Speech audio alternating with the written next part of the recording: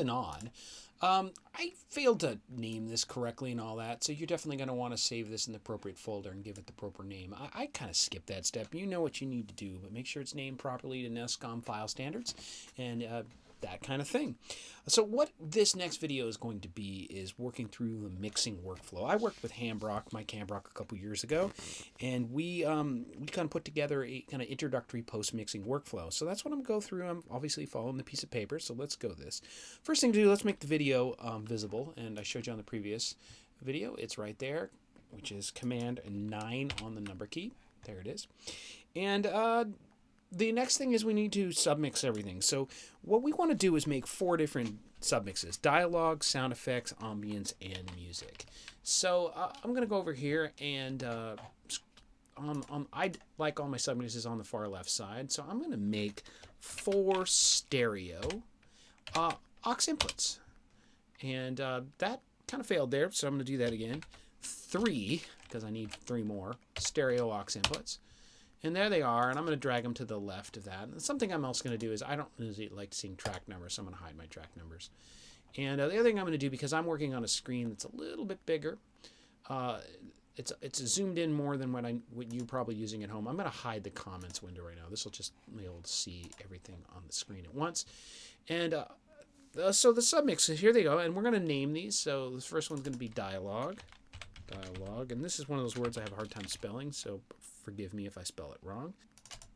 And the next thing we're going to do is we're going to also do sound effects, ambience. This is a cool macro. Command arrow key goes to the next track for naming. That's a good one. Ambiance. And the last one, of course, music. Cool. Perfect. So we have these things. And the next thing we're going to do is we're going to route, we're going to create a stereo master fader. So I'm going to make another one, stereo master fader. We'll put this over on the side here. And this is going to be our master. So I'm just going to label this master. And this needs to be routed to a bounce track. So let's make a stereo, not audio track. There, stereo audio track, not a... Here we go. And that's going to be your end destination. So you probably want to name that how you're going to print it. So... boy, I've already forgotten the NESCOM naming strategy because I've been on break for three weeks of COVID-19. But post mix 1 Ferguson. Did that it? I have no idea. Let's name it correctly, would you please? Anyway, we're going to lock this bugger in input because that's what we're going to monitor through. And we're going to source that thing from a bus. Oh, geez, I never made any I.O. Bad, sloppy. So let's do that. Let's delete my outs. Let's delete my ins.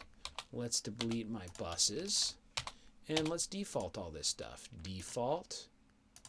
You can tell I'm not working on my big Pro Tools system right now. I'm working on my little one, my laptop. So there we go. And it only made me 24 buses. Whatever.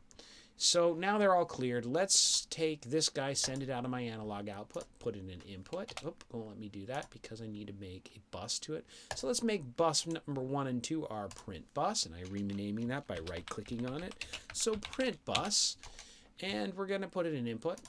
And we're going to have our master, and our master is going to feed that print bus. So I'm going to put that to the print bus. And I'm going to solo safe that. I'm going to solo safe that. While I'm at it, I really ought to solo safe all the masters. Your workflow may change, but that's one good place to start. And this master bus here needs to be sourced by our mix bus, our master input. So I'm going to take bus 3 and 4. I'm going to rename it by right-clicking. I'm going to rename it mix bus. And I'm going to take these dialogue, these 4 stems, if you will, submixes. I'm going to send those all to the mix bus. Dig. They're already solo saved. And I'm going to take these last 2 here. I'm going to color code them slightly differently. I want to create a little bit of plan here. And then these guys, they all need their own sourcing. So we're going to create bus 5 and 6 can be our dialogue bus. So this is another chance for me, dialogue, to get it right.